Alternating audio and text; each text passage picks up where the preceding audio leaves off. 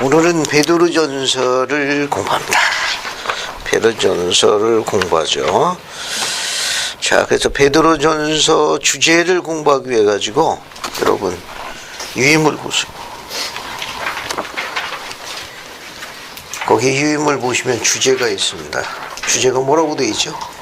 죽은 자들에 대한 책임이 있다. 누가? 후기 성도는 후기 성도는 예. 산자와 죽은 자의 시온산의 구원자가 되도록 부름받았다는 거. 그게 베드로전서를 공부하는데 이 베드로전서의 주제가 뭐냐? 후기 성도는 산자도 구원할 뿐만 아니라 죽은 자도 구원할 책임이 있다.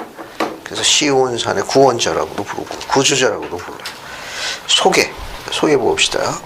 베드로의 첫 번째 편지는 네로가 초기 기독교인을 처음으로 박해하기 직전에 쓴 것이다. 알죠? 네로. 네. 검은 고양이 네로 말고. 그 뭡니까? 그 영화가 있는데. 주여 어디로 가시나니까 그 영화가 있는데. 그 영화에 그 네로가 로마를 불태우는 장면이 나옵니다. 시상 떠오르게 한다고. 그러고 난 다음에 기독교인들한테 죄를 덮어 씌워가지고 박해하는 장면이 있어요. 주여 어디로 가시오니까 라는 제목으로 되어 있는 영화 한 편 있는데 아주 오래된 영화예요. 거기에 보시게 되면은 베드로가 성도들에게 저들이 택하신 족속이요 왕 같은 자, 택하신 족속은 초호진이에요. 초호진 제너레이션, 선택되어진 세대요. 왕 같은 제사장, 로얄 프리스트우드라고. 왕 같은 제사장이라는 걸 상기시켜 준 것은 무서운 박해가 시작될 때가 가까운 시기였다. 이런 것을 상기시키면서 베드로는 다른 가르침과 함께 죽은 자의 구원에 관하여 성경에서 가장 분명하고 계시된 얘기를 포함시켰다. 오늘날 우리는 시온산의 구조자가 될 책임이 있다. 이런 내용으로 좀 공부하게 될 겁니다. 그래서 거기 먼저 베드로의 첫 번째 편지, 즉 베드로전서의 주제가 뭐냐? 50-1 한번 읽어보도록 하죠. 안익수자매님과 한번 읽어보세요. 성도들이 고난과 박해에 어떻게 지쳐야 하느냐가 이 편지의 주제이다. 교회의 회장은 회원들에게 불같은 시련의 시기가 와서 그들이 살인자와 강도와 기타 악인들과 한 가지로 취급받게 될 것임을 미리 경고하고 있었다. 이 편지는 임박한 환난에 대한 경고와 대책을 말하고 있다. 베드로전서에 관계되는 겁니다. 감사합니다. 성도들이 고난과 박해에 어떻게 대처해야 하느냐, 그런 내용이 베드로전서의 주제입니다. 이거요. 임박한 환난에 대한 경고와 준비 혹은 대책을 말하고 있다. 그 다음에 베드로전서를 기록한 장소와 시기는 언제냐? 정상은 이제 한번 읽어봅시다. 이 편지는 아마 로마에서 휘어졌을 것이다. 바벨론은 제국에서 가장 사악한 도시로 경전해서 정의를 내리고 있기 때문이다. 이 기록한 시기는 주 62년이나 63년 네로의 박해가 있기 이전의 어느 때이다. 감사합니다. 농화에서 쓰여졌고 주 62년, 63년인데 네로의 박해가 있기 직전에 쓰여진 걸로 알 수 있다. 그 다음에 이제 베드로전서의 배경 50다 이상 오수진 장로님 한번 쭉 읽어봐요. 다요? 다 그래요. 다 읽어야지. 몽땅 다 읽어. 제1가에서 이야기한 대로 로마 정부는 모든 종교에 대하여 관용을 베풀었는데 기독교도 예외는 아니었다. 교회가 로마에 대한 위협이 되지 않는 한 국가에서는 교회에 대하여 간섭하지 않았다. 그러나 교회 신권 지도자들은 복음을 온 천하에 전파할 거룩한 사명을 갖고 있었다. 이것은 몰몬 로마 제국 전체의 복음의 메시지를 평화로운 가운데 침투시키는 것을 뜻한다. 이것은 로마 정부가 오랫동안 간섭하지 않고 버려둘 수도 없고 그렇게 하지도 않을 메시지였는데 이는 복음을 전파하는 사람들이 대담하게 자기 백성들에게 배척당하고 로마의 칙령에 의해서 십자가에 못 박혀 죽은 나사렛 예수가 죽음에서 살아나셨다고 천명하고 있었기 때문이다. 살아나신 그리스도와 곧 닥칠 심판과 지상에 하나님의 왕국을 세우기 위하여 그리스도가 마침내 재림하실 것이라고 선언하는 이 메시지는 권력을 붙잡고 있는 세상의 군주가 좋게 생각할 메시지가 아니었다. 네로 황제의 치하에서 로마와 그 제국의 전역에서 성도들에 대한 오해와 증오와 비난이 급격하게 커졌다. 교회에 대한 관용이 적의로 바뀌어진 사실이 아시아 전역에 있는 성도들에게 알려졌다. 그러면 제국에 대하여 저들은 어떤 태도를 취해야 하나? 저들이 부당한 박해를 어떻게 생각해야 하나? 저들은 선지자에게 해답을 구했다. 감사합니다. 그래서 오늘 공부하는 내용은 임박한 환란에 대해서 우리가 벌써 어떻게 대처하느냐, 그런 내용으로 일관되어 있습니다. 그러므로 의미에서 우리에게 아주 도움이 되는 아름다운 복음서예요. 자, 그러면 베드로전서 중요한 것부터 공부해 보겠습니다. 우선 성구를 한번 읽어보죠. 이 베드로전서 조금 전에 공부할 적에 후기 성도는 어떤 책임이 있다고 그랬죠? 죽은 자들에 대한 그렇죠. 죽은 자들 구할 책임, 또 산자도 구할 책임. 그래서 뭐로 불린다? 시온산의 구조자, 구원자로 불립니다. 우리 후기 성도들은 후기 성도입니다. 후기 성도들은 책임이 있어요. 어떤 책임이 있느냐? 산자와 죽은 자를 구원할 책임이 있습니다. 그래서 뭐라고 불리고 있는가 하면은 시온산의 구원자 혹은 구조자로 불려요. 후기 성도들은 산자도 구원할 뿐만 아니라 죽은 자도 구원한 책임을 갖고 있습니다. 그래서 우리는 시온산의 구원자라는 그런 닉네임, 그런 별칭을 또 갖고 있어요. 따라서 후기 성도들은 엄청 바쁜 거예요. 산자도 구원해야 되고 또 누구까지도 죽은 자가 되니까 가지고 눈코 뜰 새 없이 바쁜 거예요. 여기 보게 되면 흥미있는 기록이 있는데 그게 2절이에요. 베드로전서 1장 2절을 한번 읽어봅시다. 이승민 의원님, 베드로전서 1장 2절 한번 읽어봐요.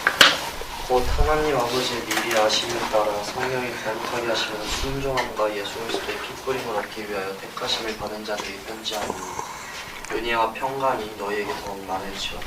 감사합니다. 여러분 주목할 만한 오기가 2절에 두 군데가 있죠. 첫 줄에 뭐가 보입니까? 곧 하나님 아버지의 미리 하심에 따라. 그 다음에 또 건너뛰고 두 줄 건너뛰면 편지를 누구한테 했어요? 택함을 받은 자들. 이 택함을 받은 자가 누구죠? 이 택함을 받은 자들을 칠판에 앞에 거 빼고 뒤에 거만 성도들이 되는 거예요. 성도들. 성도들을 뭐라고 있는가 하면 택함을 받은 자라고 이야기해요. 여기서 성도들을 뭐라고 했느냐? 베드로전서 1장 2절에 택함을 받은 자라고 그러죠. 택함을 받은 자. 이 택함을 받은 자들은 앞에 1절, 2절 맨 앞에 뭐라고 되어 있습니까? 곧 뭐라고 되어 있어요? 하나님 아버지의 뭐라고 되어 있어요? 아버지의 미리 아심을 따라. 미리 아심을 따라. 미리 아심을 따라. 여기에요. 아버지의 미리 아심이라고 되어 있는 이 단어가 포나르지라는 단어로 되어 있어요. 미리 아신다는 이 단어가 뭐로 되어 있는 거? 포나르지. 이미 알고 있다는 거예요. 언제? 전에 알고 있다는 거예요. 그러면 아버지께서 택한 자들은 누구냐? 성도들인데, 그러니까 성도가 된다는 것은 우연이 아니라는 거예요.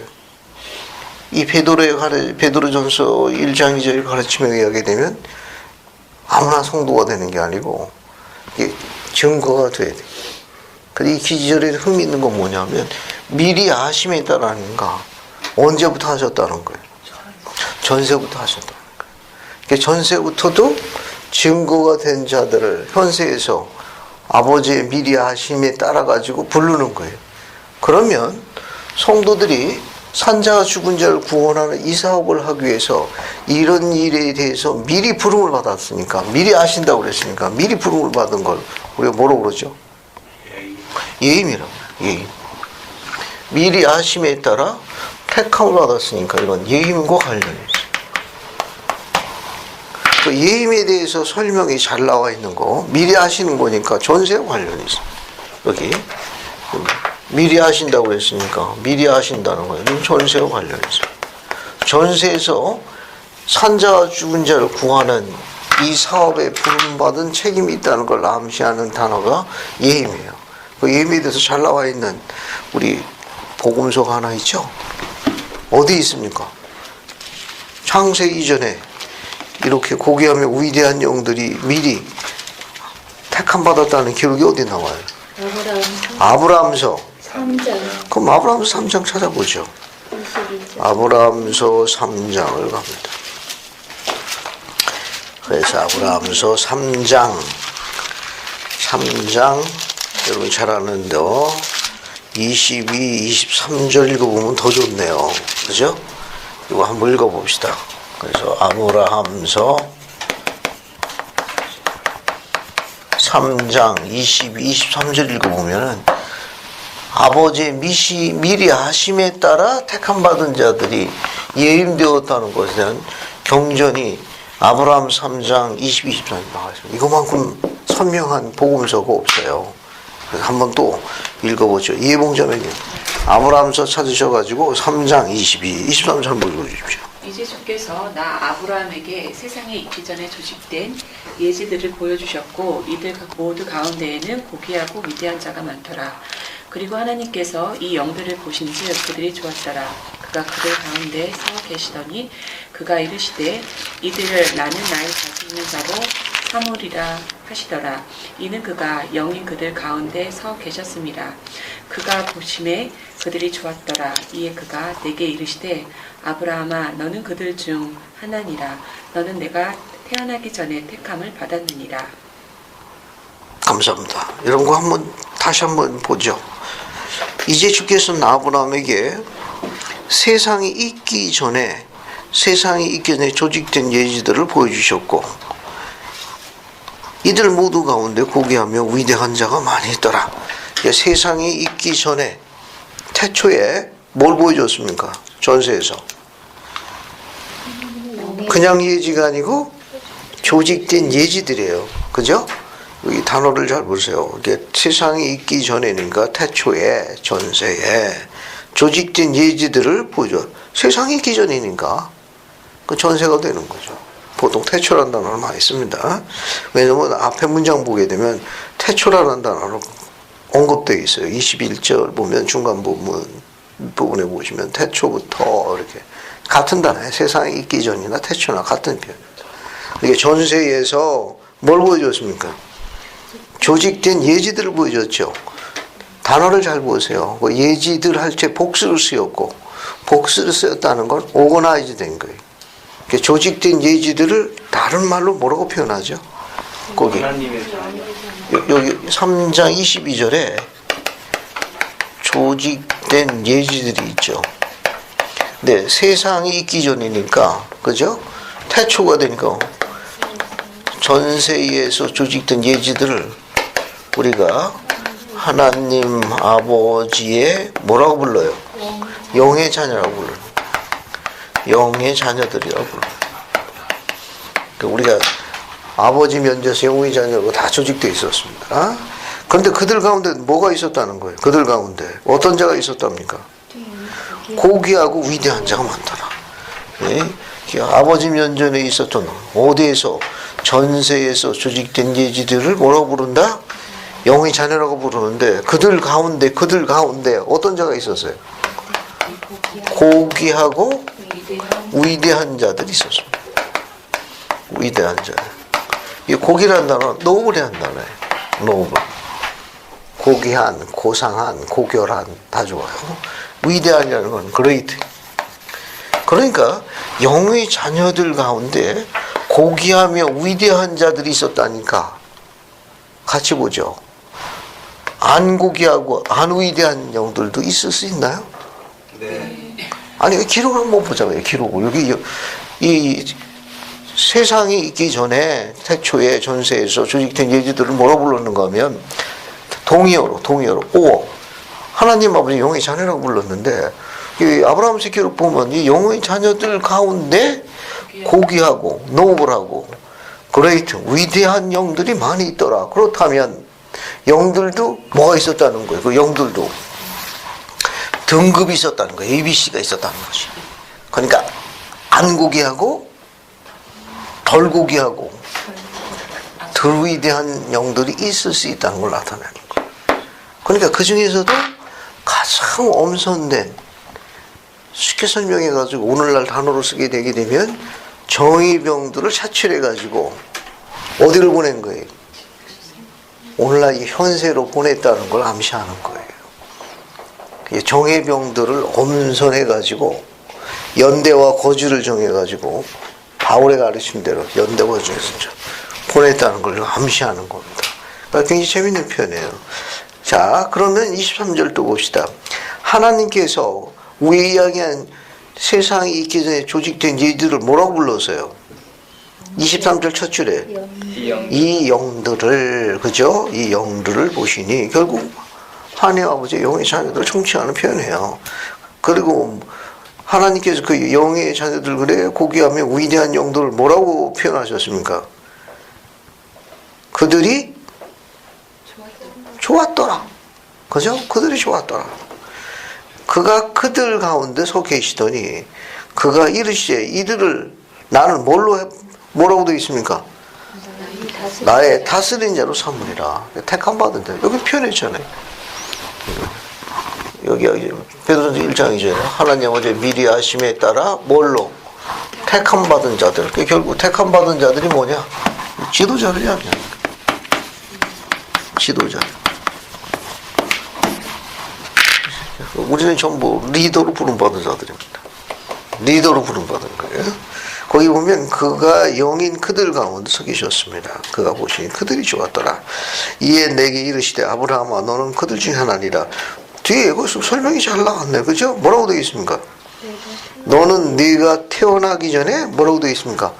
택함을 받다. 태어나기 전에 택함을 받은 걸 뭐라고 표현한다? 예임되었다는 거예요. 그러니까 창세 이전에 전세에서 조직됐다고 그러니까 시스템이 있다는 걸 나타내는 거예요. 아주 잘 조직된 시스템이 있었다는 걸 언급하는 겁니다. 거기에서도 모임이 있었고 거기서도 능력이 증거됐고 거기서도 뭐가 있었느냐? 율법과 가르침이 이루어져가지고 시험, 그런 일종의 그와 같은 시험이 있었다는 것도 알 수 있습니다. 자, 그 다음에 이제 50-4 인용문을 한번 읽어볼게요. 50-4 보세요. 50-4 봤습니까?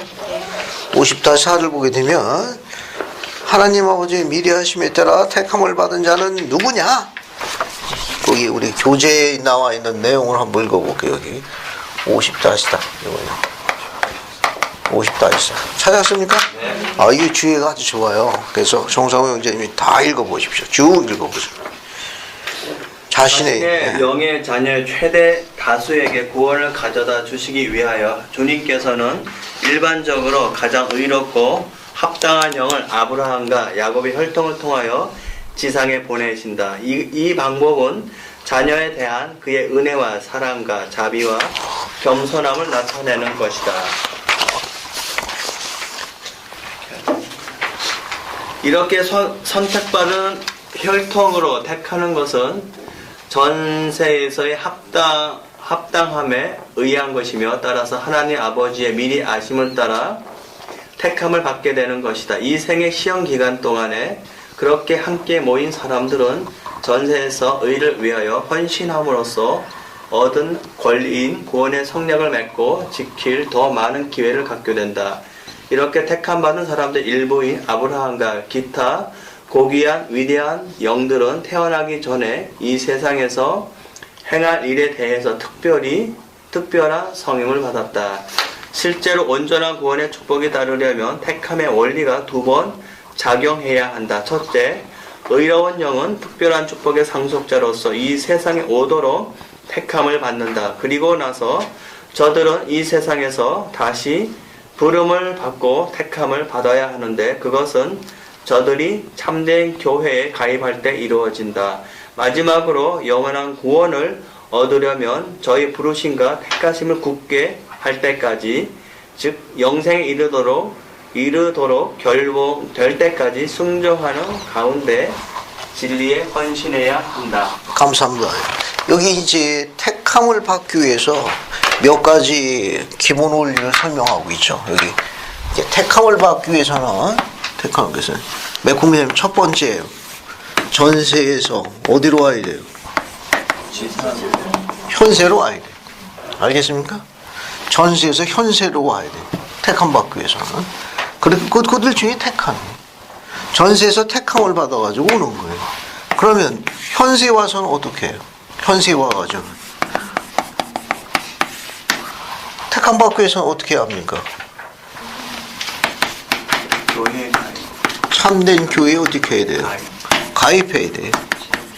참된 교회에 가입해야 돼요. 그것도 택함 받는 거. 세 번째, 참된 교회가 어디예요? 부기성도교회예요. 여기서 가입하고 난 다음에 어떻게 해야 합니까? 여기서 구원을 받으려면 어떻게 해야 돼요?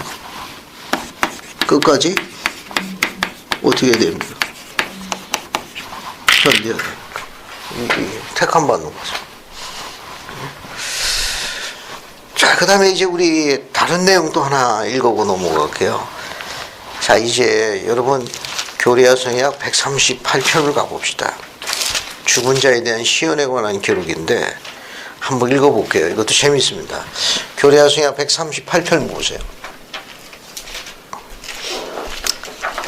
교리와 성약 138편 봅시다.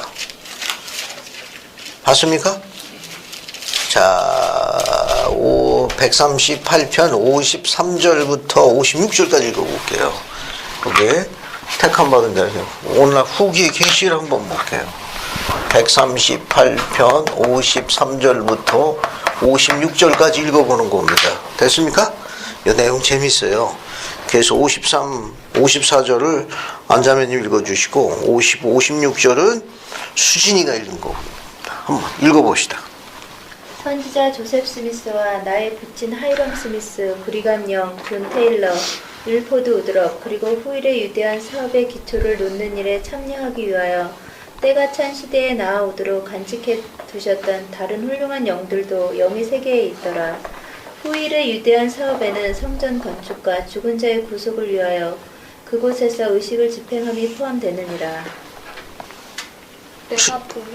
내가 봄에 그들도 또한 하나님의 교회 안에서 다스리는 자가 되도록 태초에 택함을 받고 고귀하고 위대한 자들 가운데 있더라.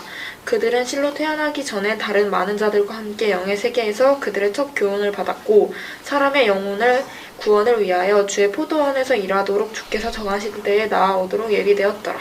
감사합니다. 여러분 거기 보면은 특히 53, 54절 보면 어때요? 이미 같은 내용이 아브라함 나와요.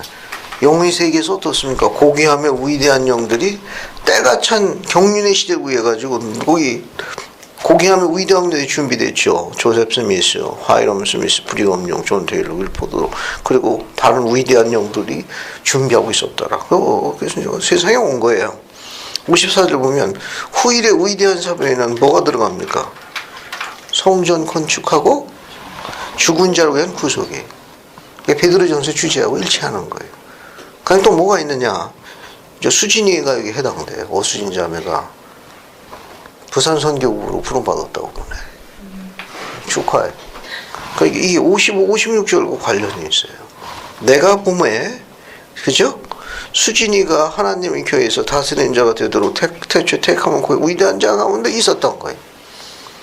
예진이가 왔으면 예진이도 포함해 주는데. 그래서 그들은 실로 태어나기 전에 다른 많은 자들과 함께 영의 세계에서 그들의 첫 기운을 받았고, 그 다음 문장 봐요. 사람의 영혼의 구원을 위하여 주의 포도원을 일하도록 주께서 정하신 때 나오도록 뭐하고 있었습니까? 예비하고 있었습니다. 그래서 현세에 온 거예요. 그래서 현세에 와가지고 교회에 가입한 거고, 이제 뭐 하는 겁니까? 베드로전서 주제 산자와 죽은 자를 구원하고 위해서 복음을 전파하는 거예요. 결국 이 메시지는 뭘 이야기하는가 하면은 주님께서 이 택함 받은 자들을 품에 안고 있다가 마리리 경륜의 시대 때 어떻게 되는 거예요? 그들을 이제 세상으로 보내시는 거예요. 세상으로 보내시는 겁니다.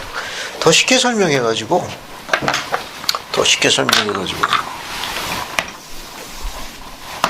여기가 그리스도의 재림이라고 봅시다. 그리스도의 재림이라고 그래요. 여기 예수 그리스도의 성역이라고. 예수 그리스도의 성역. 여기서 이제 그렇게해서 속죄하신 다음에 그분께서 부활하시고 그래 승천하셨잖아요. 그죠? 그 다음에 다시 오신다고 그런 거 아닙니까? 그죠? 그죠? 다시 오신다고 그러신 게 다시 오시기 전 요 마지막 시대가 무슨 시대예요? 때가 찬 경륜의 시대입니다. 때가 찬 경륜의 시대예요. 그런데 악도 저항하죠. 재림 전에 필멸의 인간이 상상할 수 없는 끔찍한 악이 큰 도발을 일으키는 걸 보통 우리가 뭐라고 그러죠? 아마겟돈. 그렇죠. 아마겟돈의 전쟁이라고 알려져 있는 이 끔찍한 말일의 표적이 주어져 있습니다. 쉽게 설명해가지고 이 최후의 마지막 전쟁에 우리가 총사령관이다. 그럼 이 마지막 최후의 전쟁에 어떤 병사를 보내야 승리할 수 있나요? 어때요? 신참들? 누굴 보냅니까? 승무원들, 안자매님 누굴 보내면 좋을 것 같아요? 정예부대. 그렇죠. 그냥 정예부대가 아니라 최정예부대를 보내는 거예요. 용사 중에 용사를 보내요. 승리하기 위해서. 이 말은 뭐냐? 이 앞에 여기 보게 되면 전세에 즉 세상이 있기 전에 제 전세에 누가 있습니까? 저 용사 중에 용사들이 오기 시작하는 거예요. 오기 시작하는 거예요. 여기 누가 포함돼요? 수진이, 성민이, 예진이도 포함해서 전해줘. 그러니까 앞으로 오는 자녀들은 최정예 병들이 오는 거예요. 왜냐하면 지금 마지막 전쟁이니까. 앞에는 어때? 앞에는 열심히 깨지고 부서지고 엉망진창하네. 지금은 안 깨진다고. 지금은 산에서 뜨인 그 돌이 이제 부시러 내려가는 거예요. 이제 우리 자녀들은 세상에 승리를 선포해서 가는 자녀들이기 때문에 온 세상에 나아갈 거예요. 주님이 이제 이 일을 수행하시니까 어쨌든 이 땅에 태어나는 자녀들은 더 강력한 용사들이 오니까 통일이 코앞에 왔습니다. 주님께 서두를 가능성이 굉장히 높아. 우리 자녀들이 요즘 한류가 보통 아니에요. 우리 늦둥이가 하와이에 있는데 지 언니하고 아마 통화를 하고 나서 언니가 그런 얘기를 하는 거예요. 그 화영이 이야기를 전해주는데 거기 홍콩 애가 3명이고 일본 애가 하나가 있다고 그러더라고. 드라마, 노래 전부 우리 거래. 그냥 뭐 뻑뻑한다고 하더라고. 그냥 뭐 드라마도 우리 거 보고 춤 뭐 그냥 걸그룹뿐만 아니라 뭐 2PM인가 또 뭡니까 그런 거 남성 그룹들 보면 그 옷 입는 패션 모두 다 따라서 한다. 그거 뭐 한국말 가르쳐 달라고 괴롭힌다고 그러더라고. 그 걸그룹하고 그 우리 그 뭡니까 그 남성 그룹들이 얼마나 잘생겼어. 보고 싶다를 가르쳐 달라고. 근데 이제 그 룸메이트가 잊어버렸대. 보고 싶다를 가르쳐 줬다. 보고 싶다. 가르쳐 줬는데 잊어버려 또 물어보더라는 거예요. 안고 싶다로 가르쳐 줬다. 그래서 그 아이는 그냥 안고 싶다 그러는데 옆에서 다 놀란다고 그러더라고. 뭐 안고 싶다 보고 싶다. 또 늦둥이가 깔깔거리고 이야기하더라고. 보고 싶다 안고 싶다가 더 좋은 거 아니야 그러더라고. 제가 이게 맞는 거예요. 앞으로 우리 자녀들은 선교 사업이고 이런 걸 통해 가지고 더 많은 지도력을 배우게 됩니다. 그래서 더 왜? 이 말은 뭐냐면 오늘날 우리로 볼 적에는 경전을 아는 부모가 이 땅에 일찍 없었습니다. 우리 이 나이 때 경전 알았나? 경전 몰랐거든. 근데 지금 어떻습니까? 다른 사람한테 벌써 복음을 전파로 경전을 가지고 나가잖아요. 안 그래서 지니? 이게 벌써 세대가 다른 거예요. 벌써 경전을 아는 세대의 자녀들이 자라고 있습니다. 그러니까 그들을 통해서 더 강력한 용사들이 오는 거예요. 재림을 준비하기 위해서. 왜? 저 싸움이 끔찍한 싸움이거든. 거기서 승리하기 위해서. 표현이 안 좋지만 생존하도록 맞아 죽지 않도록 강력한 병사가 오는 겁니다. 다양한 방법을 훈련시킬 거예요. 그래서 이 내용은 한 절에 불과하지만 시사하는 바가 굉장히 많다는 거. 자, 그 다음에 이제 7절 봅시다. 7절 보시게 되면 이 베드로전서는 네로의 박해 직전에 쓴 글이. 그래서 뭐라고 이야기했는가 하면 7절에 너희 믿음의 확실함 이렇게 나와 있죠. 요 개역 개정판 번역보다는 옛 번역이 더 좋아요. 옛 번역 영문은 Trial of your faith. 근데 그 번역이 훨씬 더 좋습니다. 번역이. 그 번역은 믿음의 시련 이런 정도로 이 번역을 해놨는데 그 번역이 훨씬 좋아요. 그 번역이 훨씬 더 좋습니다. 이 앞에 어디 단어가 있을 것 같은데 여기 있다. 여기 50-1 50-1 봐요. 50-1 봤습니까? 거기 두 번째 보면 뭐가 있어요? 불같은 시련 있죠? 네. 불같은 그런 의미로 보시는 게죠. 여기 보면 우리 번역은 믿음의 확실함이라고 되어 있는데 이 번역보다는 원뜻은 불같은 시련 혹은 믿음의 시련 그 정도가 더 정확해요. 그래서 이 베드로전서 1장 7절 보면은 그 원문이 trial of your faith. 그래서 이거는 트라이얼은 시련이에요. 시련. 내 믿음의 시련 이렇게 번역하는 게 좋아요. 여기 보면 뭐 확실함이라고 해놨는데 확실함보다는 너희 믿음의 시련은 그렇게 번역하는 게 옛 번역이 훨씬 더 문장이 좋습니다. 내 믿음의 시련은 불로 연단하여도 없어질 금보다 더 귀하여 그리스도께서 나타나실 때 칭찬과 영광과 존귀를 얻게 할 것이라. 예수를 보지 못하였으나 사랑하는도다. 이제 보지 못하고 믿고 말할 수 없는 영광의 즐거움으로 기뻐하니. 그 다음 뭐라고 되어 있어요? 결국 믿음의 시련이 뭘 가지고 옵니까? 9절에 믿음의 시련 결국 그것이 뭘 갖고 와요? 믿음의 시련이 영혼의 구원을 가져옵니다. 영혼의 구원을 가져옵니다. 그러니까 믿음의 시련이 뭘 가져오냐? 영혼의 구원을 가져온다는 거예요. 우리 설명이 들어있는 주회에 조금 도움이 될 만한 글이 있습니다.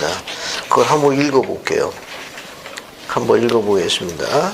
그래서 어디를 보시는가 하면 50-5를 보세요. 50-5 봤습니까? 거기 보면 즉 믿음의 시련이 영혼의 구원을 가져온다는데 그게 뭐냐? 구원은 우리의 모든 원수를 이기고 그것들을 우리 발 아래에 놓는 것이다. 우리가 모든 원수를 현세에서 우리 발 아래에 둘 수 있는 힘을 가지고 다음에 오는 세상에서 모든 악한 영을 이길 힘을 갖게 될 때 비로소 우리가 구원을 얻게 된다. 이것은 모든 원수를 발 아래에 두고 사망의 마지막 원수까지 이기신 예수의 경우와 같은 경로이다. 선지자 조셉 스미스. 우리가 구원을 받는 건 뭐냐? 여기 나와 있는 대로 모든 원수를 이기고 우리 발 아래에 묶어두는 거예요. 그게 승리하는 겁니다.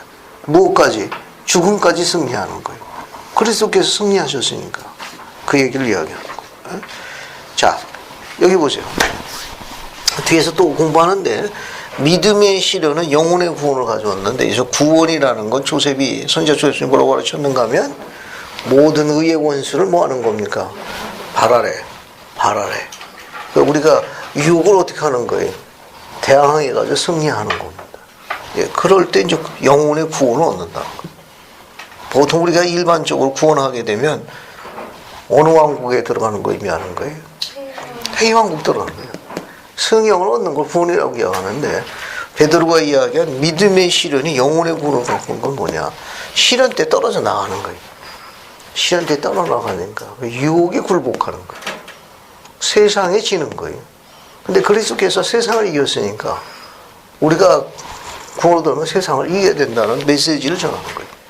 뭐냐? 시련은 우리를 어떻게 하느냐? 강하게 한다. 그런 내용도 포함되어 있습니다. 뒤에 또 반복되니까 뒤에서 더 볼게요. 이제 어딜 보시는가 하면은 환란에 대비해가지고 우리가 어떤 자가 되어야 되느냐. 이승명 형제님이 1장 15, 16절 한번 읽어봐. 오직 너희를 부르신 거룩한 것처럼 너희도 모든 행실을 거룩한 것이라. 기록되었을 때 내가 거룩하니 너희도 거룩할지어다 하셨느니라. 감사합니다. 오직 너희를 부르시니 거룩한 이처럼 너희도 모든 행실에서 뭐가 되라고 그랬어요? 거룩한 자가 되라. 그죠? 여기 베드로의 가르침 뭐 생각나는 거 있죠? 주님께서 믿으려고 방문하셨을 적에 너희가 어떠한 자가 되어야 함이 마땅하뇨. 그때 주님께서 뭐라고 가르쳤습니까? 그렇죠. 진실로 나와 같은 자야 하느니라. 그게 제3리파에 어디 나오죠? 제3리파에 그게 어디 나옵니까? 한번 찾아보시죠. 치매 예방 활동을 해봅시다. 그게 어디 나와요? 그 성구가? 자, 침착하게 찾아보십시오. 시간을 1분 드릴 테니까. 1분이면 널널한 거예요.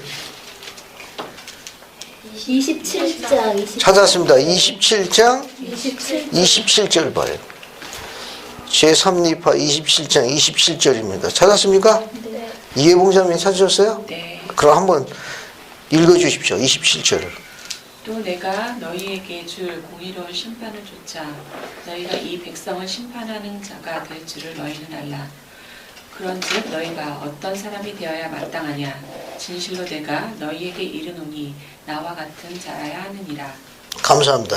여러분 거기 너희가 어떠한 사람이 되어야 마땅하냐. 여기 보면 이제 뭐라고 그랬습니까? 거룩한 자가 되라고 그랬잖아요. 그죠?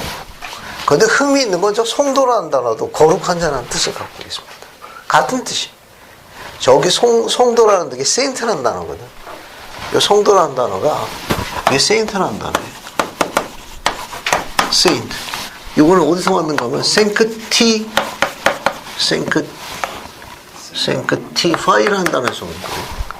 이건 이제 성결케 되다, 혹은 거룩하게 되다, 그런 뜻입니다. 거룩하게 되다. 이게 성결케 되다라는 건 뭐냐면 holy one, 거룩한 자라는 뜻을 갖고 있어요.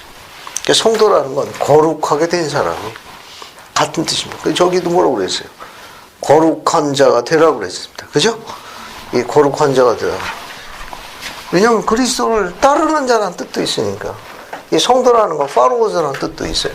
여기 saint라는 요 안에는 거룩한 자라는 이런 뜻도 있지만 여기 또 뭐가 있나? followers라는 뜻도 있어요. followers of Christ. 그리스도를 따르는 자, 추종자라는 뜻도 있어요.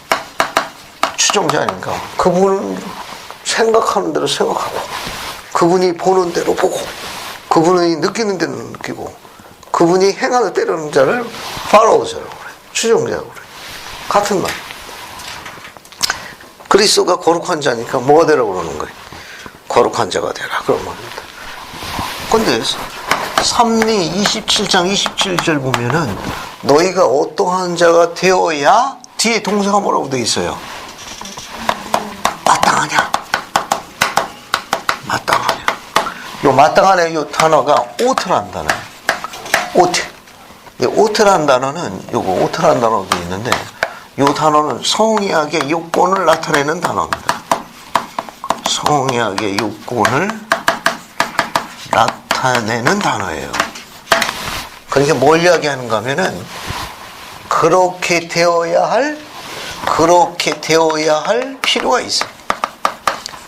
되어야 할 필요가 있음을 나타내는 거고, 또 그렇게 되어야 할 의무가 있음을 나타내는 단어가 마땅하다라는 단어가 지니고 있는 의미예요. 이게 마땅하냐라는 이 단어는 성약을 욕구를 나타내는데 두 개로 구성되어 있습니다. 즉 그렇게 되어야 할 뭐가 있어요? 필요가 있고 그렇게 되어야 할 의무를 갖고 있는 성의 요건이 담겨 있는 말이에요. 그러니까 주님께서 믿을 백성들에게 너희가 어떠한 자가 되어야 마땅하냐라는 말은 어때요? 그리스도와 같이 거룩한 자가 되어야 할 필요가 있고 그리스도와 같은 거룩한 자가 되어야 할 의무가 있다는 걸 설명하는 거예요. 베드로가 가르치는 또 일치합니다. 같은 의미예요. 그래서 16절 봐요. 기록되었을 때 내가 거룩하니 너희도 뭐라고 가르치셨습니까? 거룩할지어다 하셨나? 기록되었을 때 뭐 이 기록이 어디 나옵니까? 아니 거기 기록되었을 때 되어 있잖아요. 그 기록이 어디 있냐고. 고개도 안 드시네. 이 어디 기록되어 있는 거예요? 여러분 거기 요 기록이 그 밑에 보세요. 밑에 보게 되면 레위기 어디 나와 있습니까? 11장 44절 한번 찾아볼게요. 거기 기록되었을 때라고 나왔으니까 레위기 11장 44, 45 두 절 한번 읽어볼게요. 레위기로 갑시다. 레위기. 그래서 정성호 형님 찾으셔가지고 네. 두 절을 다 읽어보세요. 네, 44절. 나는 여호와 너희의 하나님이다. 내가 거룩하니 너희도 몸을 구별하여 거룩하게 하고 땅에 기는 길 짐승으로 말미암아 스스로 더럽히지 말라. 나는 너희의 하나님이 되려고 너희를 애굽 땅에서 인도하여내 여호와라. 내가 거룩하니 너희도 거룩할지어다. 감사합니다. 여기 여러분 44절에 나는 여호와 너희 하나님이라 내가 거룩하니 45절 뒤에 또 뭐라고 그랬어요? 너희도 거룩. 내가 거룩하니 너희도 거룩하라. 거기서 인용된 거예요. 똑같은 내용이에요. 그 다음에 이제 19절부터 21절로 갑시다. 19절부터 21절로 가요.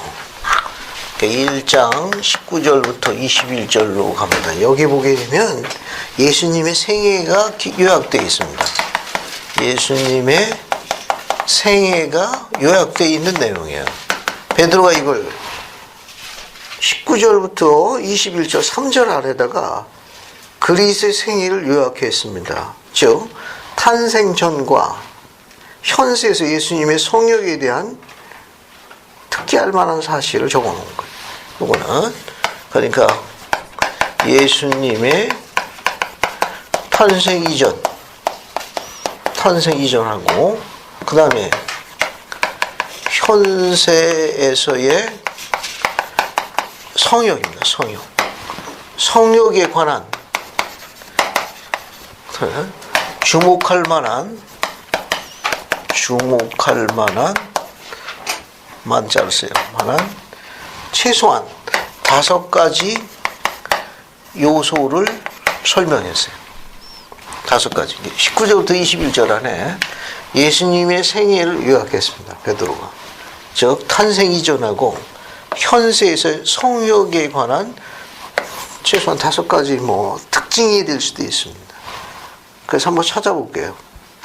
우선 19절 보게 되면 오직 흠없고 점없는 뭐라고 그랬습니까? 어린 양이에요. 첫 번째. 거기 뭐라고 그러냐? 오직 흠없고 그럼 뭐라고 되어 있어요? 점없는 어린 양이에요. 이렇게 오직 흠없고 점없는 어린 양이라는 설명을 덧붙여 주는 게 히브리서 14장 15절하고 다음 주에 공부하는 요한일서 3장 5절 같이 봅시다. 히브리서 14장 5절 한번 찾아볼게요. 오직 죄 없고 흠없는 어린 양이 뭔 뜻이냐? 히브리서 14장 5절로 가요. 히브리서 14장 5절로 갑시다. 14장이 없는데? 히브리서 14장이 없어요. 그래? 14장? 아니 이거 뭐 저를 잘못했나? 13절까지. 14장?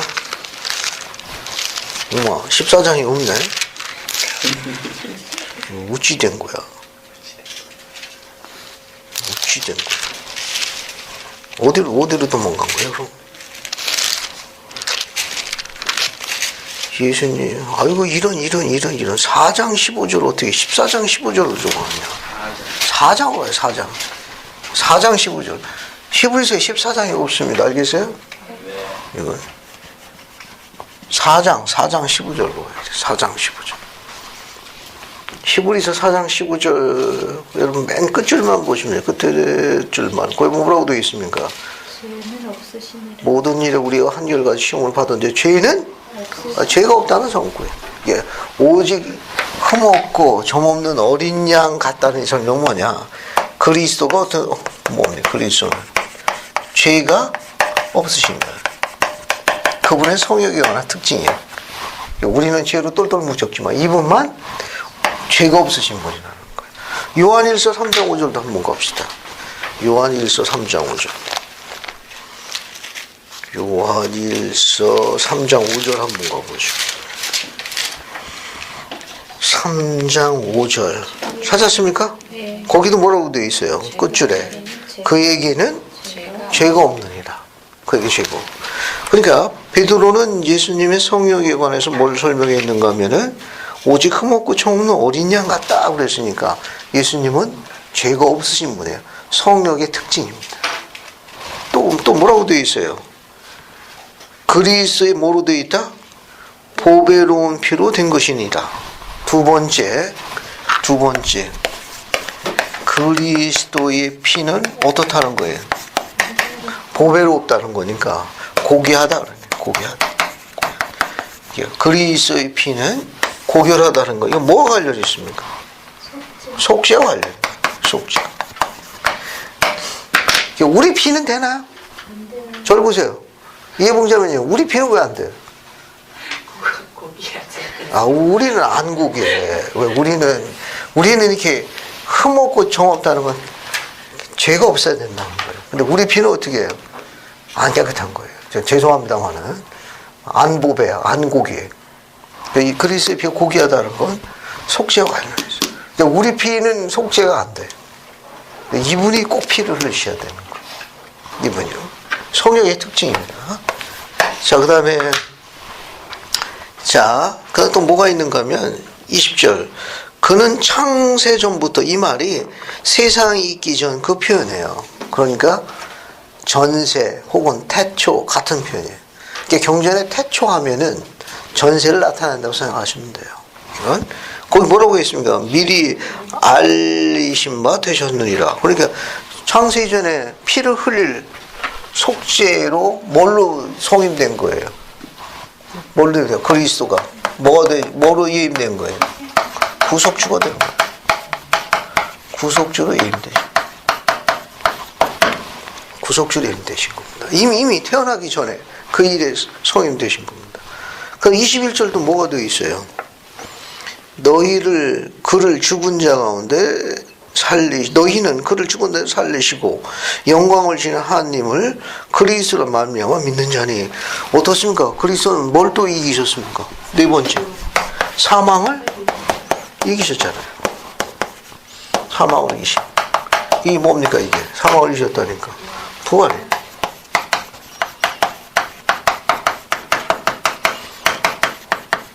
부활의 첫 열매가 되십니다. 부활 첫 열매. 됐죠? 하나, 둘, 셋, 넷. 다섯 번째, 또 뭐가 있습니까? 영광을 주신 하나님이니까 예수 그리스도는 누구로부터 영광을 받은 거예요? 그렇죠. 하나님 아버지로부터 영광을 받았습니다. 영광을 받으신. 그래서 충만하신 하나님이 되신 거예요. 그래서 베드로는 이 3절에 걸쳐가지고 예수님의 탄생 이전 현세 성역의 특징을 언급했다. 그런 말입니다. 이게 5가지 정도로 요약한 내용입니다. 이거는. 자, 그 다음에 이제 22절 끝에 줄만 봐요. 어떻게 사랑하라고 그랬습니까? 22절 여러분 맨 끝에 줄 보세요. 마음으로 서로 뜨겁게 사랑하라고요. 집에 호빵이 많아야 될 거예요. 꼭 계산하라고 그랬으니까. 자, 여기 보게 되면 서로 뭐라고 그랬습니까?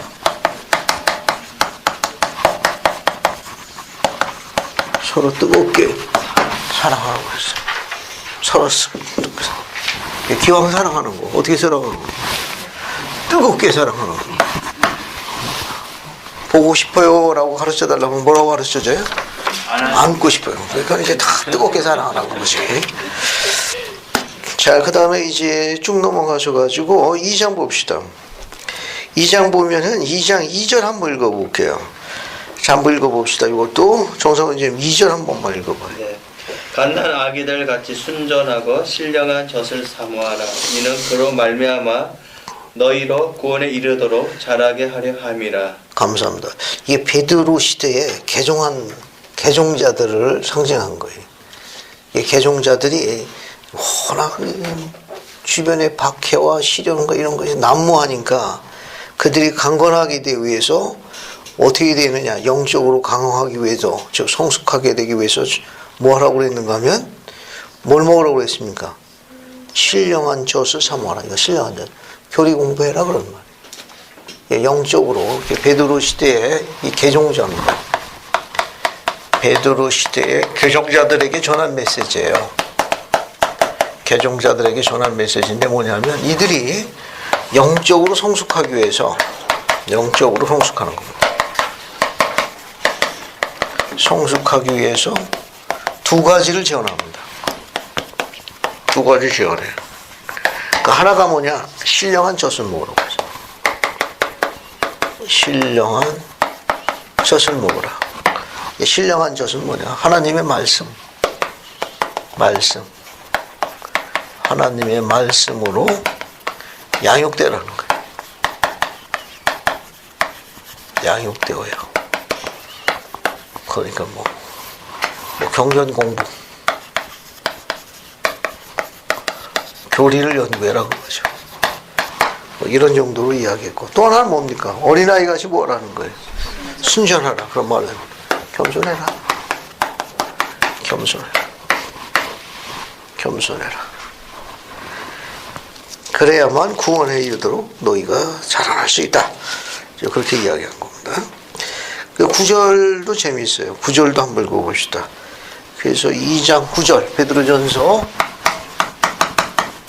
2장 9절입니다. 그래서 한번 읽어볼게요. 이승명 형제님 2장 9절 한번 읽어봐요. 베드로전서 2장 9절. 그러나 너희는 택하신 족속이요 왕같은 제사장들이요 거룩한 나라요 그의 소유받은 백성이니 이는 너희를 어두운 데서 불러내어 그의 기이한 빛에 들어가게 하시니 아름다운 법을 선포하게 하게 하십니다. 감사합니다. 이거 아까 이야기한 내용과 똑같아요. 주예가 훨씬 좋으니까 주예를 봅시다. 50-6을 봐요. 50-6. 주예가 훨씬 좋아요. 봤습니까? 이것도 한번 읽어볼게요. 이승명 씨 그것도 같이 읽어봐요. 50-6 다 읽어봐요. 소유된 백성이란 구절은 무슨 뜻인가? 여기에서 베드로가 사용하는 명칭은 모두 성약의 백성인 이스라엘 지파를 지칭할 때 공식적으로 사용하는 명칭이다. 그러므로 그는 복음을 수호하는 저희들의 미덕으로 인하여 저희들이 이제 새로운 이스라엘이란 것을 상기시켜 주려는 것이다. 저들은 택하신 족속이며 왕같은 제사장이며 거룩한 나라이며 소유된 백성이다.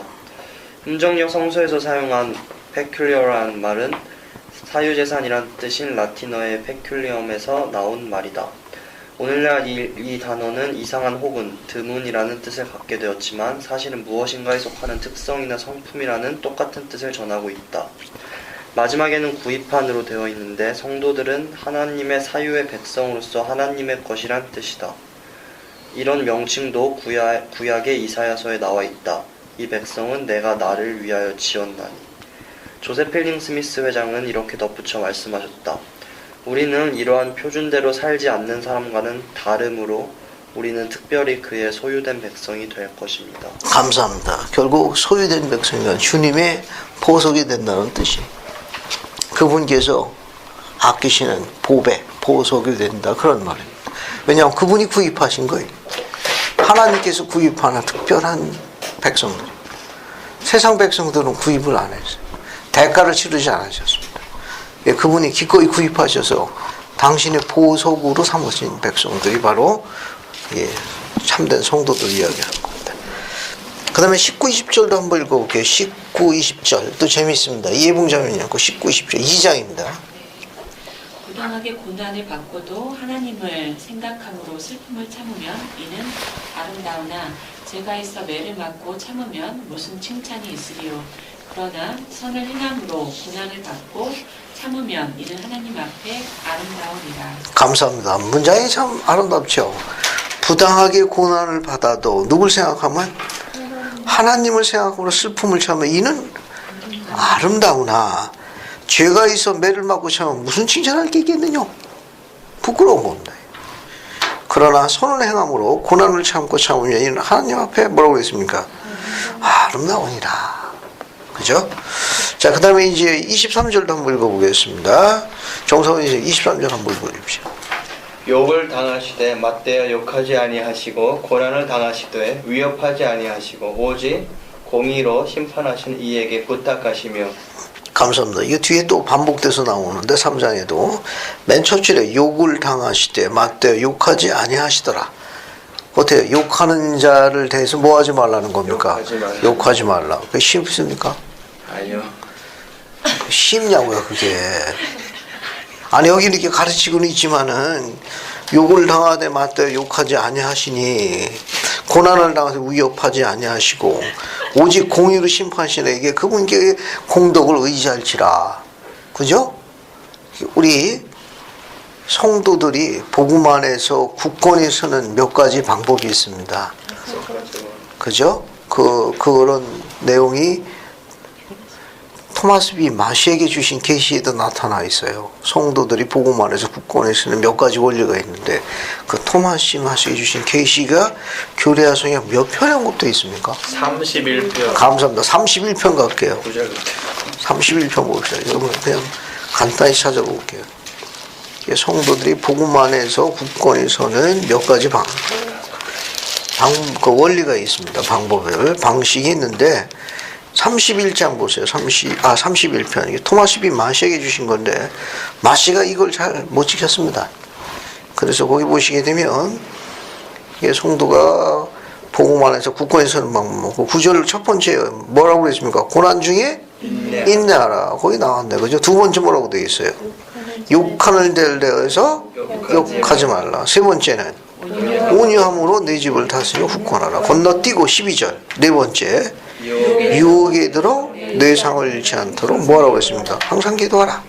그 다음에 마지막 다섯 번째 13절 끝까지 충실하라. 그래야 보라 내가 너한 게. 복음 안에서 성도가 굳건히 서는 방법 5가지예요. 5가지를 제안했는데 계시로 이 5가지 원리. 첫 번째가 뭡니까? 고난 중에 인내하라예요. 두 번째는 욕하는 자에 대해서 욕하지 말라. 그 다음에 온유함으로 내 집을 다스리며 굳건하라. 그 다음에 네 번째는 유혹에 들어 내 상을 잃지 않도록 항상 기도하라. 그 다음에 마지막은 끝까지 충실하라.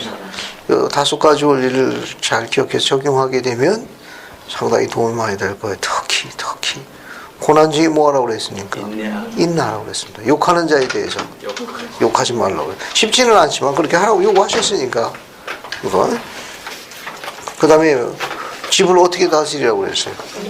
온유함으로 네 집을 다스리며 굳건하라. 안자매님, 정상훈 형제님이 없다고 생각하고 어떻게 온유함으로 잘 다스리고 있는 것 같아요?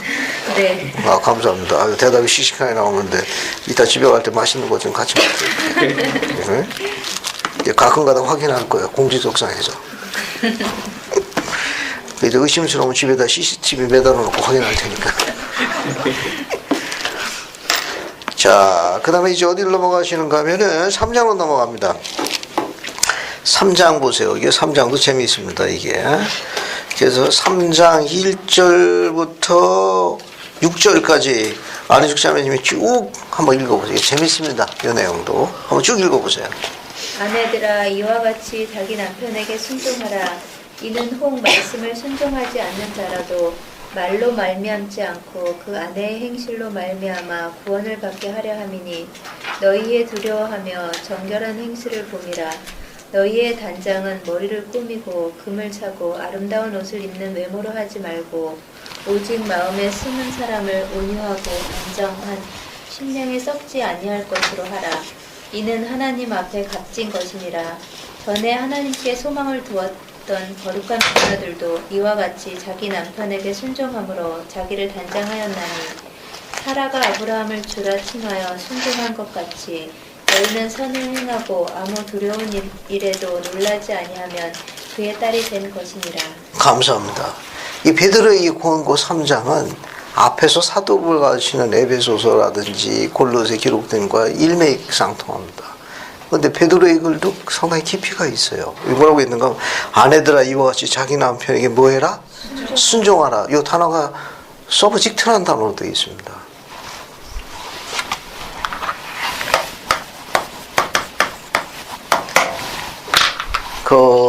이 말은 뭐냐면은 이 말은 자기 자신을 뭐 하는 거예요? 뭐라고 그럴까요? 자기 자신을 전 기꺼이 그 남편을 격려해주고 들어주고 올려주고 하는 행위를 또 이야기합니다. 또 다른 데서 쓰인 단어는 또 뭐가 있는가 하면 서브미트라는 단어도 또 돼 있는 데도 있어요. 이 단어는 이제 제출하다 그런 뜻입니다. 그게 자기 자신을 제출하는 거예요. 자기 자신을, 그러니까 남편을 뭐 하는 겁니까? 이렇게 지지하기 위해서 자기 자신을 제출하는 거예요. 격려해 주는 거, 돕는. 재밌는 단어를 많이 썼습니다. 그 다음에 이제 여기 뒤에 보게 되면 또 딸들에게 뭘 이야기했는가 하면 3절에 너희 단장은 머리를 꾸미고 금을 차고 아름다운 이런 외모로 하지 말고 뭐 하라고 했습니까? 4절에 오직 마음에 숨은 사람을 무엇으로? 온유하고 안정한 심령이 썩지 아니할 것으로 너를 치장하거라. 그것이 하나님 앞에 훨씬 값지다. 여기 머리를 꾸미고 금을 차고 아름다운 옷을 입는 외모보다도 내 마음에 있는 숨은 사람을 온유하고 안정한 심이 썩지 않을 것으로 내 몸을 치장하는 것이 하나님께서 훨씬 값지게 여기니라. 그렇게 되어 있습니다. 그렇다고 전혀 가꾸지 않라는 뜻도 안 알겠어요? 내일 아침부터 세수도 안 하고 아무것도 안 하고 있어요. 어찌 된겨? 마음의 심령으로 하라고 했구만.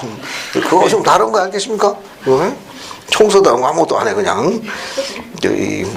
온유하고 이런 심령 이걸 하는 게 값진이라 했건 그거 조금 다른. 하실 건 기본적으로 하셔야 됩니다. 자, 그 다음에 이제 5절 보시면 전에 하나님께 소망을 두었던 거룩한 부녀들도 이와 같이 자기 남편에게 뭐함으로? 순종함으로 자기를 단장했더라. 그게 남편을 섬김으로 인해 가지고 아름다움을 더 치장했더라 그런 말입니다. 전통이 있습니다. 6절에 보면 뭐라고 되어 있는가 하면 사라가 아브라함을 주라 칭하여 순종한 것이 너희도 선을 행하도 아무 두려움이 놀라지 않았으니 이 선을 행하도 아무 두려움이 놀라지 않았다. 그 남편을 지지하고 사랑하고 하는데 놀라지 아니하였으니 사라가 그리했지 않느냐. 그래서 뭐가 됩니까? 사라의 딸이라는 전통이 있지 않느냐. 그래서 지금 3장 6절 보게 되면 사라의 딸이 나옵니다. 사라의 딸은 뭐냐? 이건 믿음의 딸이에요. 신앙의 딸입니다. 순종의 딸이에요. 이런 딸에 대한 뭐냐? 전통을 이야기합니다. 사라부터 내려오는 이스라엘 딸들의 전통입니다. 신앙의 딸이고 믿음의 딸이고 순종의 딸이에요. 그게 이스라엘 딸의 전통입니다. 사라가 아브라함을 주라 해가지고 하나님처럼 섬겼거든. 그게 사라의 전통이에요. 그래서 7절 한번 읽어보죠. 이종원 자매님 7절 한번 읽어. 남편들아 이와 같이 지식을 따라 너희 아내와 동거하고 그를 더 연약한 그릇이어서 생명의 은혜를 함께 이어가듯 바로 알아 주의 여기라. 이는 너희 기도가 막히지 아니하게 하려 함이라. 감사합니다. 자, 지금부터 시간을 잠깐 줄 테니까 그 7절 보게 되면 너희 기도가 막히지 아니함이라 이렇게 되어 있죠. 그 7절에서 의견을 좀 서로 나눠봐. 이 성과 여러분들 어떤 의미를 주는지 잠시 의견 한번 좀 나눠보자. 그리고 거기 위에 보면은 이와 같은 지식을 따르라고 되어 있죠? 그런 지식은 뭔 지식을 얘기하는지 뭐 의견 한번 좀 나눠보십시오. 정확한 답이 있는 건 아니에요. 그래도 한번 연구를 해보라 그겁니다.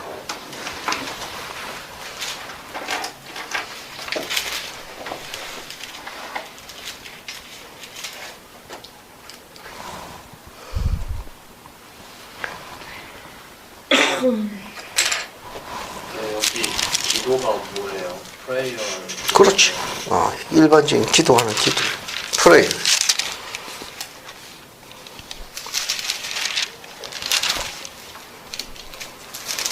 의견을 좀 나눠보세요. 왜 여기 아내를 귀히 여기지 않으면 기도가 막힙니까? 의견 좀 나눠봐요. 그래서 종훈이는 뒤에 정상훈 형제님, 안자매님하고 같이 하고, 이해봉 자매님, 승민이하고 같이 하십시오. 승민이하고 같이 의견을 하고, 수진이는 혼자 연구하고. 왜 아내를 귀히 여기지 않으면은 기도가 막히는 겁니까?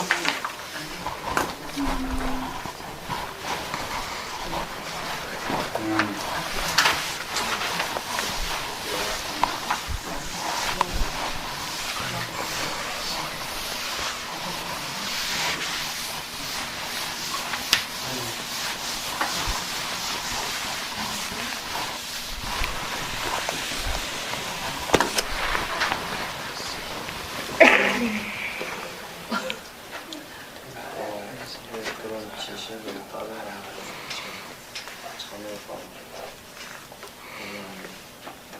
남편이 주제 중요한 거 같이 중요해서 남편을 따르라는 그런 게 있는 거잖아요. 근데 그것을 이해를 만약에 남편이 한다면 그 자녀를 더 연약하게 생각하고 그만큼 더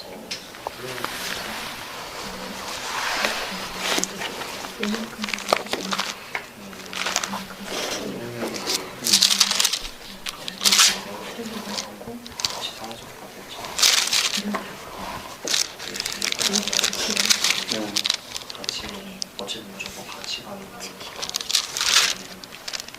잘 우리 아버지 그거도 아니고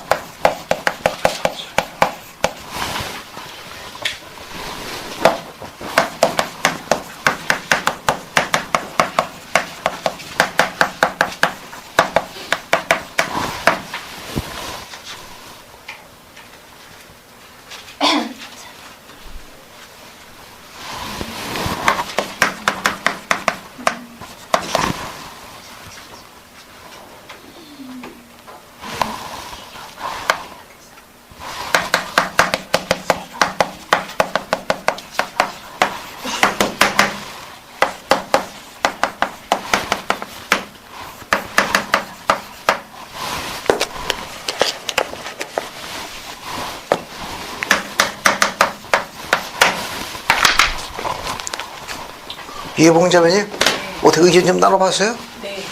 승민이가 뭐랍니까? 뭐라고 이야기해요? 결혼한 사람처럼 얘기해요. 그렇군. 그 결혼한 사람, 그 앞에 남자라고는 정성 형제뿐이 없는데, 유부남이라고는. 어떻게 고결 한 번이야? 왜 저기 승민이 재혼인데. 이 정성호 형제가 승민이 원망스럽게 쳐다보네. 자, 앞에 봐요. 앞에 보시죠. 이와 같은 지식을 따라라는 건 그 문장에 나와 있는 대로 여자는 남자보다 신체적으로 어떻다는 겁니까? 연약하다는 거예요. 신체적으로. 근데 요즘은 또 안 맞는 것 같아요. 요즘은 여자가 더 강한 것 같더라고. 그죠? 요즘은 이제 텔레비에 그 SBS인가? 백년손님?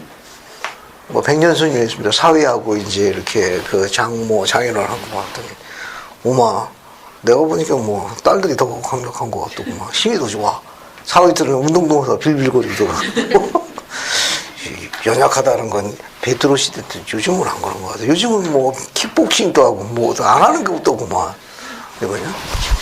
자, 베드로가 이와 같은 지식이라는 건 두 가지 구성되어 있습니다. 하나는 신체적으로 기본적으로 남자보다는 연약하다. 그런데 그 여인이 연약하기 때문에 뭐 하라는 겁니까? 남자들 보고 기억이라는 거예요. 보살피라는 거예요. 가꾸라는 거예요. 지키라는 겁니다. 그런데 그릇이라는 거예요. 근데 뭘 담는 그릇이라는 겁니까? 생명을 담는 그릇이니까 귀역이라는 거예요. 연약하지만 뭘 담는 그릇입니까? 생명을 담는 그릇이기 때문에 귀역이라는 거예요. 그래서 만약에 그릇이 깨어지게 되게 되면 생명을 담지 못하고 그 여인의 정서적이나 모든 것이 이게 깨지게 되면 기도가 하늘 상달에 안 되는 거예요. 그러니까 그 말은 뭐냐? 남편과 아내가 한 몸이라는 걸 나타내는 거예요. 남편의 생명이라는 걸 이야기하는 겁니다. 이해하시겠습니까? 그게 그 아내가 그 남편의 생명하고 같아. 자기 몸과 같은 거. 그러니까 아내가 아프면 남편도 아픈 거고. 이게 똑같이 이제 같이 가는 겁니다. 이거는. 근데 그런 아내가 있다고 그러죠. 남편이 아프니까 아주 엄청 고소하다고. 믿거나 말거나 합니다. 평소에 얼마나 마음에 안 들었으면 한번 아파봐라. 자, 이제 앞으로 갑니다. 또 베드로가 이야기한 지식에는 태초에 주신 말씀에도 포함되어 있습니다. 이건 여인의 삶에 대해서 이야기했기 때문에 이걸 남자들이 알아라. 남편들이 이런 지식을 갖고 귀히 여기라. 그렇게 이야기했습니다. 이 모세에서 4장 22절에 나와 있는 내용인데 모세서 번역이 정확해서 이쪽으로 옮겼습니다. 여자에게 나 주 하나님이 이르되 그 여인에게 형벌, 정죄처럼 주신 말씀이 아니에요. 이게 여기 보면 나는 네게 슬픔과 잉태하는 고통을 크게 더하리니 이렇게 보면은 조금 어감 자체가 좀 불만스러운데 그런 뜻은 아니고 이게 여인의 삶을 지적한 겁니다. 언제? 필멸의 삶을 이야기한 거예요. 동산에서 쫓겨나고 난 다음에 필멸의 삶을 이야기한 겁니다. 여기 슬픔이라고 나와 있는데 이 슬픔이라는 단어가 sorrow라는 단어예요.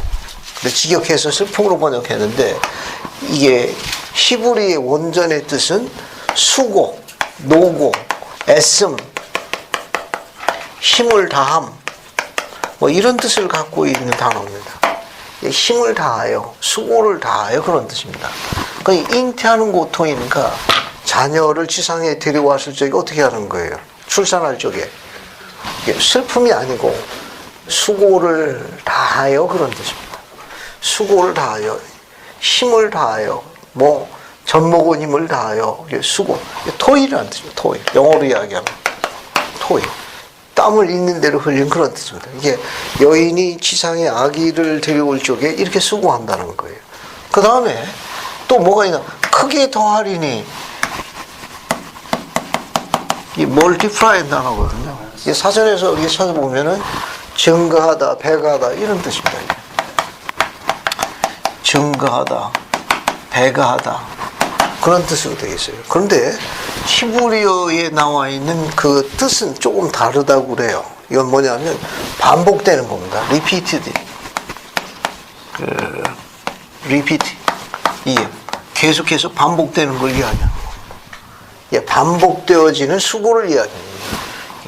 이게 증가되어지다 배거자는 뜻보다도 자녀를 출산하고 하는 것이 한 번으로 끝나는 게 아니거든. 그게 계속해서 뭐가 된다는 거예요. 반복되어지고 있고 그런 말입니다. 이게 반복되어지는 겁니다. 반복되는 거예요. 오버 앤 오버. 계속해서 반복되어지는 거예요. 그러니까 이 말은 뭐냐면은 지상에 아기를 들어올 때도 고통이 심해진다는 뜻이 아니라 이렇게 수고를 반복하겠고 출산만 있는 게 아니라 자녀를 양육하는 것 때도 내가 수고를 다 해야겠고 그 일이 내 삶에서 반복되어지겠고 그런 말입니다. 리피티드라는 말이에요. 반복되어지고 내가 슬픔 중에 자식을 낳을 것이요. 슬픔이 아니라 여기 수고를 하여 자식을 낳을 것이요. 크게 더한다는 건 양육할 때도 또 수고할 것이요. 수고를 많이 하는. 그래서 남자들이 뭐라고 있는 건 이와 같은 지식을 따라 연약하지만 생명을 낳는 그릇이니 귀여이라. 귀여이라는 겁니다. 그 뒤에 보게 되면 너는 남편을 사모하고 이렇게 되어 있죠. 이 원뜻은 더 재미있어요. thy desire입니다. thy desire. thy desire shall be to thy husband. 원전의 뜻은 이렇게 되어 있습니다. 근데 재미있는 게 뭐냐면 이 to라는 전치사예요. 이건 방향을 나타냅니다. 그러니까 여기 shall be 할 때 be라는 것은 존재하다 그런 뜻이에요. exist라는 뜻입니다. 존재하다. 그러니까 내가 땅에서 desire, strong wish예요. 아주 강한 소망을 이야기하는 strong wish. 내가 땅에서 성취하고자 하는 거, 소유하거나 갖고 싶어하는 그런 소망이 땅에서 있게 될 것이요. 네가 지상에 머무는 동안에 존재가 이루어질 것이요. 언제 이루어지느냐? 누굴 통해서? 방향을 이야기하는 누굴 바라볼 적에? 내 남편을 향할 적에 그를 통해서 지상에서 네가 그것을 누리게 될 것이라 그런 뜻입니다. 문장은 굉장히 아름다운 뜻이에요. 그러니까 내가 지상에 머무는 동안에 네가 소망하고자 하는 것, 성취하고 싶은 것 이런 모든 것들이 어떻게 되는 거예요? 내가 내 남편을 통해서 지상에 남게 될 것이요. 그러니까 자녀를 양육해서 자녀를 통해서 자긍심과 기쁨을 맛보고 또 그런 영화로움을 맛보는 모든 것들이 혼자서는 안 된다는 거예요. 누굴 통해서? To thy husband. 내 남편을 바라볼 적에 내 남편과 공유하라 그런 뜻을 갖고 있습니다. 번역은 사모하고라고 되어 있지만 이거는 공유한다는 개념을 갖고 있어요. 네가 지상에서 누리고자 하는 강력한 소망은 미안하지만 너 혼자서는 그게 충만하지 않다는 거예요. 내 남편을 통해서 성취될 것이요. 그런 말. 그 다음에 뒤에 문장은 더 마음에 안 들죠. 뭐라고 되어 있습니까? he, 그가 뭡니까? shall, rule. 그 다음에 뭡니까? over the. 이 원전은 이렇게 되어 있어요. 그가 너를 뭐 할 겁니까? rule. 통치하다 그런 뜻이에요. 통치하다. 다스리다. 이게 over라는 뜻이니까 모든 전반에 다 걸쳐서 통치. 전반에 걸쳐가지고 다 통제하는 거예요.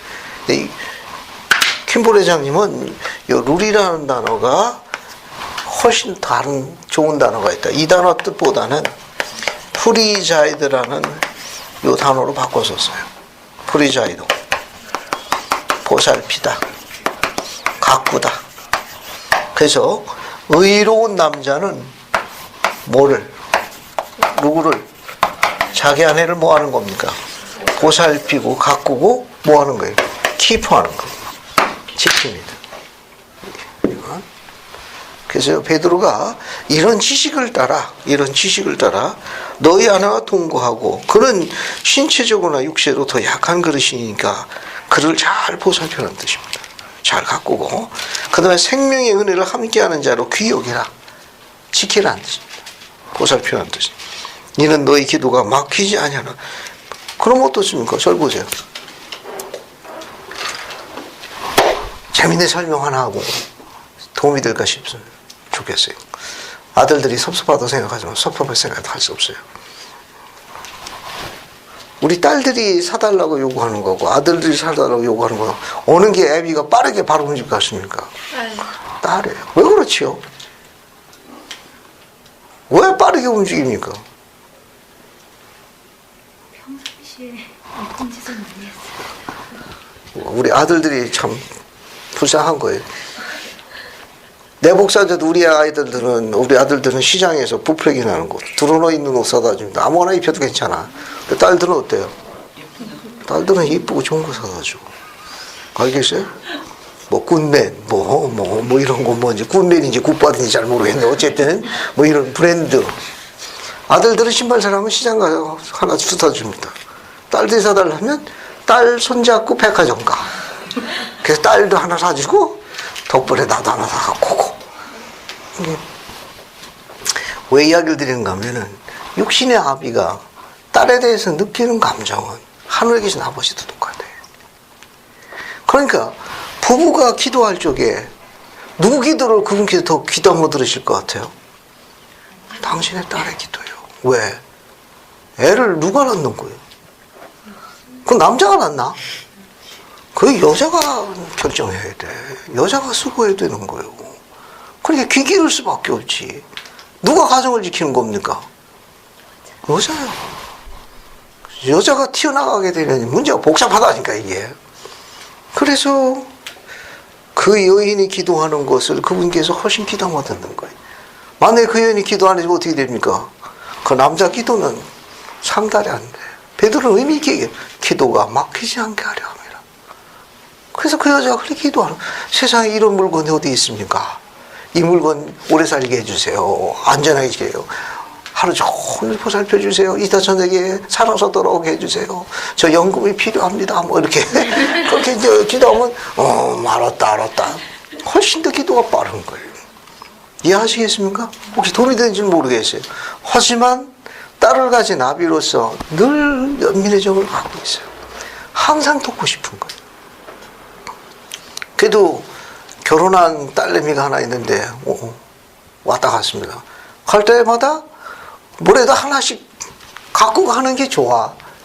뭐래도 빈손으로 보내는 건 싫어.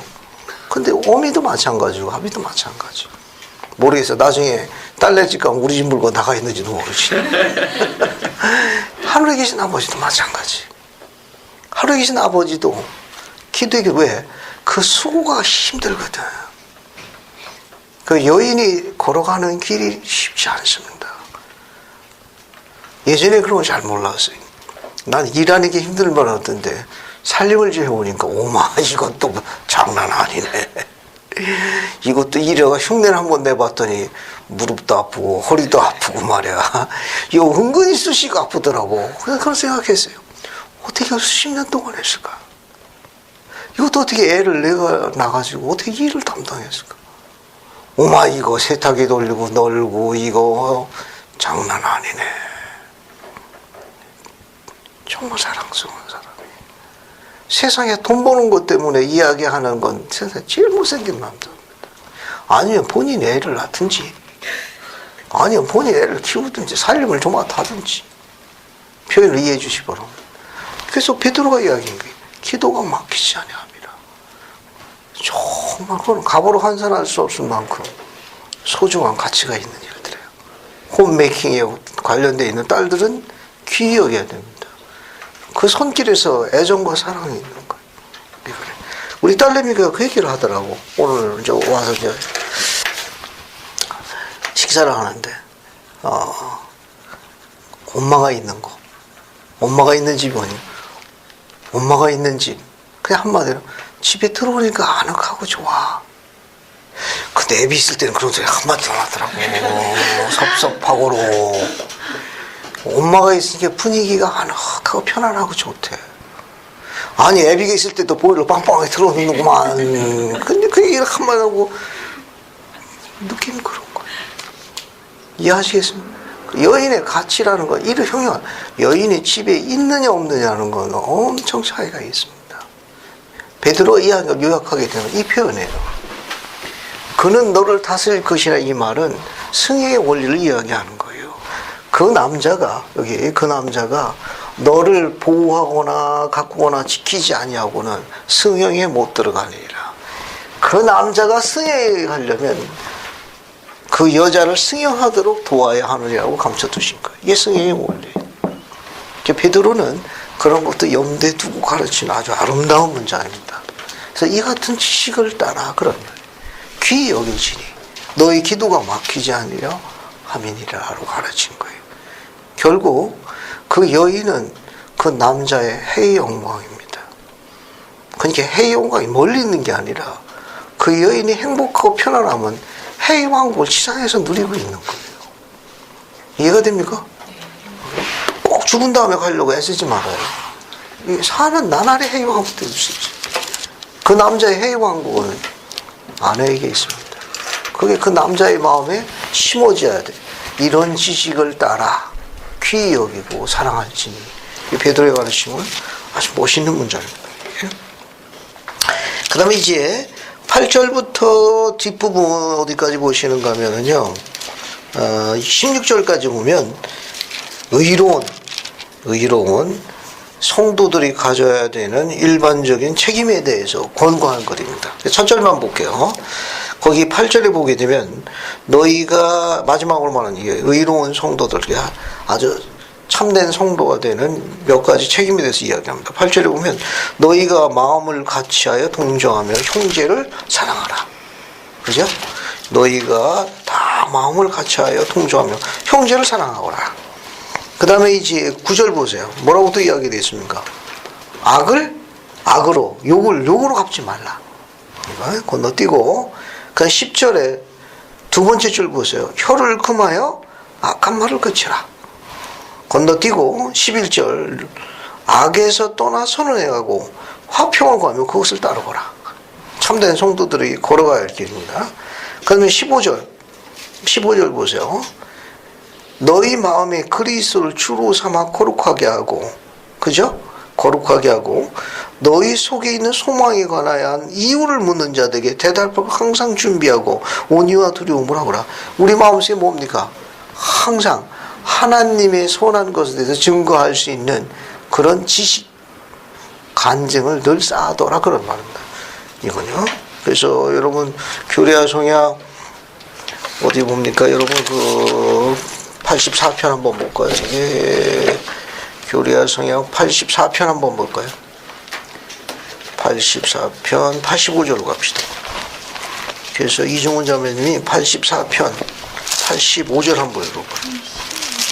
84편 85절. 너희는 무엇을 말할까 미리 염려하지 말고 끊임없이 생명의 말씀을 너희 마음에 쌓아두라. 그리하면 바로 그 시각에 모든 사람에게 할당되는 분량이 너희에게 주어지리라. 감사합니다. 거기 보면 너희는 무엇을 말할까 미리 염려하지 말고 뒤에 뭐라고 되어 있습니까? 끊임없이 생명의 말씀을 너희 마음에 쌓아둬. 지금 이걸 베드로가 공부한 거예요. 그러면 적정한 시간, 바로 합당한 그 시간에, 마땅한 시간에 마땅한 말씀을 전해줄 거예요. 이렇게 준비해라. 참되고 의로운 성도들에 대해서 권고한 겁니다. 그 16절 첫 줄 보면 돼요. 16절 첫 줄 뭐라고 되어 있습니까? 선한 양심을 가지라. 이렇게 되어 있어요. 의로운 성도들이 가는 걸. 그 18절부터 이제 4장까지 들어가는 내용은 죽은 자를 위한 구원. 이건 다음 주에 할 거예요. 그리고 베드로 후서를 공부하고 요한일서 소개를 쭉 살펴보도록 하겠습니다. 죽은 자의 구속은 다음 주에 공부할게요. 오늘 여기까지 합니다. 예수 그리스도 합니다. 아멘.